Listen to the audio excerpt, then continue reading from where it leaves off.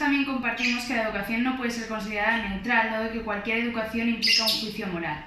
En este sentido, cabe diferenciar dos perspectivas en el proceso de educación: la referida a educación en valores universales y la educación en valores específicos de una determinada comunidad.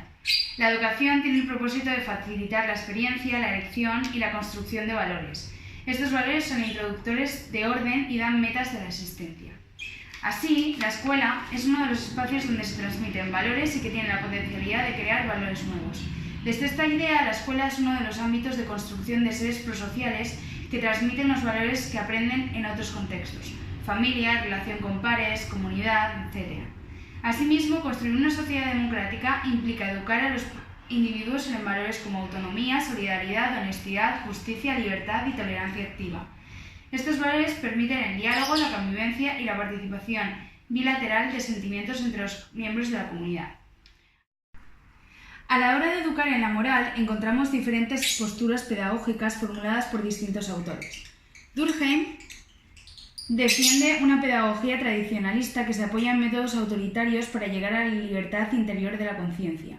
Así, toda moral debe ser impuesta desde el grupo al individuo. A diferencia de este, Piaget apuesta por una educación en la cual los maestros enfaticen la toma de decisiones cooperativa, generando de esta manera el desarrollo de pensamiento moral y crítico. Esta idea se basa en la teoría de las 4 fases del desarrollo cognitivo, centradas en el estudio de la estructura y desarrollo de los procesos de pensamiento y especialmente cómo afecta esto a la comprensión de la persona sobre su entorno.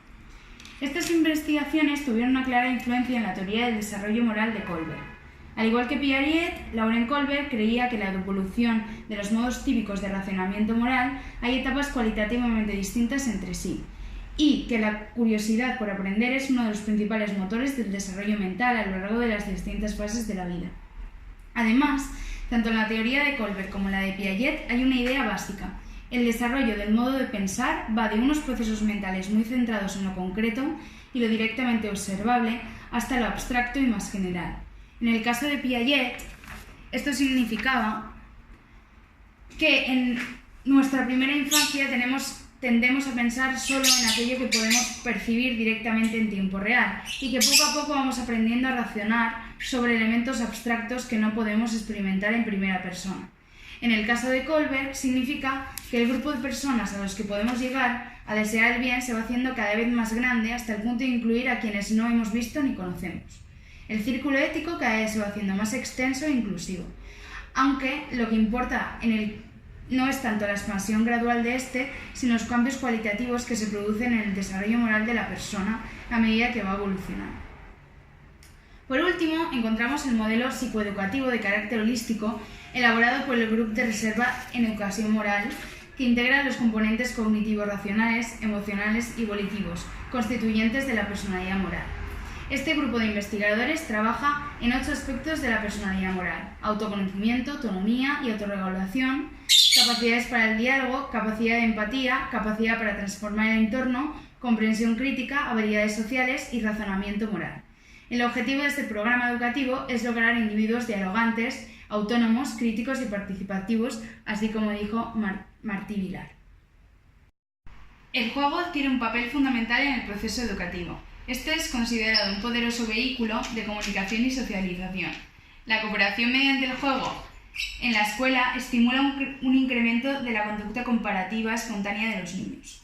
Autores como Orlik, Grinevsky y Martí Vilar sostienen que las conductas prosociales como la acción de compartir, la búsqueda de justicia y el desarrollo de pensamiento moral autónomo se incrementan notablemente con el juego cooperativo.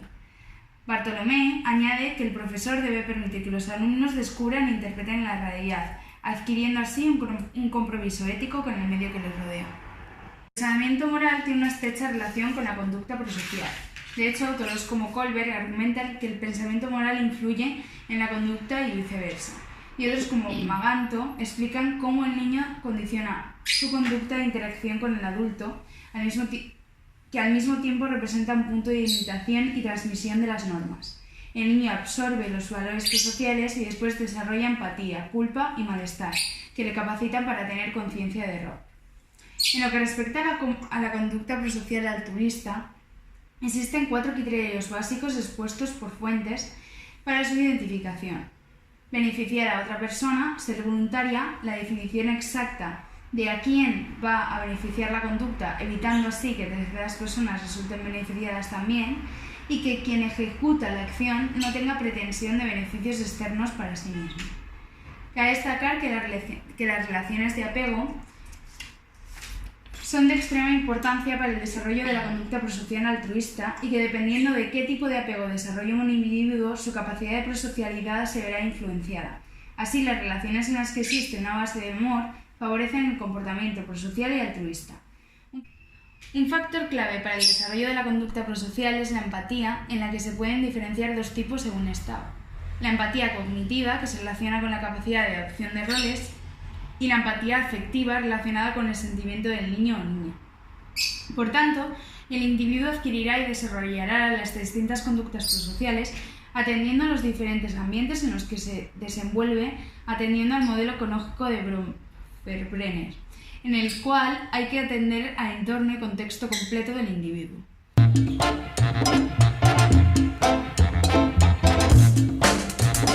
La primera pregunta que te queremos formular es: para ti, ¿qué tiene que tener un ciudadano para mostrar conductas prosociales? Vale, lo fundamental es que ese ciudadano primero haya tenido una etapa de socialización, es decir, que haya podido recibir estímulos desde un conjunto social que sepa establecer como definición, es decir, que sepa ubicarlo de manera abstracta en su imaginario social, y por lo tanto, una vez tiene esta socialización, es necesario que el ciudadano adopte una ética o unos valores morales sobre los cuales se establezca un axioma básico, que el colectivo o el deber hacia los demás debe estar por encima de tu bien particular. Obviamente no estamos aquí diciendo que la libertad individual y que tu capacidad de acción se anule por el hecho de que existan nosotros, sino que debe converger para intentar calcular costes y beneficios, y que por lo tanto, si una acción tuya va a suponer un coste muy grande a nivel social, decidas no hacerla o cambiar la acción posible. Por lo tanto, en resumen, la socialización, que es al fin y al cabo tener en cuenta de que estás dentro de un colectivo y que formas parte de él, debe ser una de las claves fundamentales para adoptar valores prosociales. Vale. ¿Cómo crees que se ha desarrollado en Europa el proceso de socialización? A ver, es muy difícil porque, primero, podríamos decir que en Europa el núcleo social más pequeño es el familiar. Y de hecho, durante mucho tiempo la familia era el lugar sociológico mínimo en Europa, por lo tanto, no tenemos... De hecho, eso dio mucho pie al desarrollo del individualismo, debido a que al tú pensarte como conjunto social, tu familia, anulas mucha realidad social, que es el resto de la sociedad. Por lo tanto, podríamos decir que en un principio, bueno, no en un principio no, pero anteriormente, a partir del siglo XV-XVI, el núcleo social sí que se focalizó completamente a la familia, y podríamos decir que después de la Revolución Industrial, incluso con el desarrollo del marxismo, empezó a desarrollarse un intento de querer buscar una teoría sobre que defendiera, no defendiera, sino que explicara la realidad social, es decir, la economía o el desarrollo político, a través de un pensamiento que aglutinara al conjunto social por completo.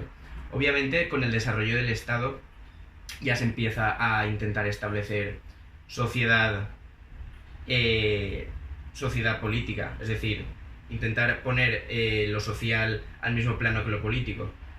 Pero es hasta después de incluso la Segunda Guerra Mundial, con el desarrollo de los derechos humanos y todo este tipo de cosas, donde los derechos sociales se empiezan a intentar garantizar más, porque se ve claro que si no son garantizados unos derechos sociales, la estabilidad social no se va a garantizar y por lo tanto va a haber mucho conflicto. De hecho, el estado de bienestar, al fin y al cabo, es el producto de una pujanza entre el colectivo y los límites de la economía. Por último, te queremos preguntar cómo desde las instituciones y conforme a este contexto histórico se puede fomentar la conducta prosocial. Vale, pues en primer lugar, primero deberíamos solventar un problema que ahora mismo es muy clave, que es la desafección entre élite política y ciudadanía. Es decir, desde principios del CIS, que empiezan después del franquismo, en plan, los primeros creo que son 77, ya más en serio, se recoge una pregunta muy clave que es el nivel de vínculo frente a la clase política. Y desde esos tiempos ya sale que en torno al 70% de la gente piensa que la clase política nunca va a llegar a pensar, en primer lugar, por los intereses del conjunto social. Por lo tanto, yo creo que desde la clase política, y si queremos que la crisis en el sistema de partidos se intente resolver para que dentro de ese mismo modelo se puedan añadir nuevas demandas, como sería una democracia real, como ya desde el 15M se viene diciendo, o que la realidad económica esté supeditada a la realidad social, es decir, que si la economía falla, se intente arreglar o se intenten establecer medidas, que esto es bastante complejo, pensando antes en lo social que en la estabilidad mundial, o bueno, se podría converger las dos, pero bueno, lo importante es que verdaderamente se vuelva a tener una confianza en la clase política. ¿Esto cómo se podría llegar a hacer? Pues en primer lugar podríamos establecer una cosa que sería como obligaciones para los representantes políticos, es decir, que hubiera un sistema de pesos y contrapesos en la toma de decisiones políticas, es decir, ya la Constitución española garantiza que en la toma de decisiones se debe mirar por el conjunto de la sociedad. Por lo tanto, si una serie de medidas no estuvieran pensadas para el interés general o para la mayoría social, no debería seguir adelante, o debería tener una sanción judicial. También, obviamente, la socialización, es decir, la educación en las escuelas donde te enseñen a pensar críticamente, a hacer ver la realidad de los demás, a empatizar y al mismo tiempo a ser solidario, es decir, a compartir y a no tener la necesidad de construir tu realidad solo conforme a ti mismo, pues es también muy importante. Pero lo de los peros y contrapesos a nivel político, y además intentar responsabilizar más a la ciudadanía en la toma de decisiones, es decir, por ejemplo, que se hicieran primarias en los partidos políticos y que los candidatos fueran elegidos por la ciudadanía, me parecería un símbolo bastante importante de democratización y por lo tanto de voluntad por parte de la ciudadanía para querer, o al menos responsabilizar a la ciudadanía para participar en los procesos de decisión política. Gracias, Alex.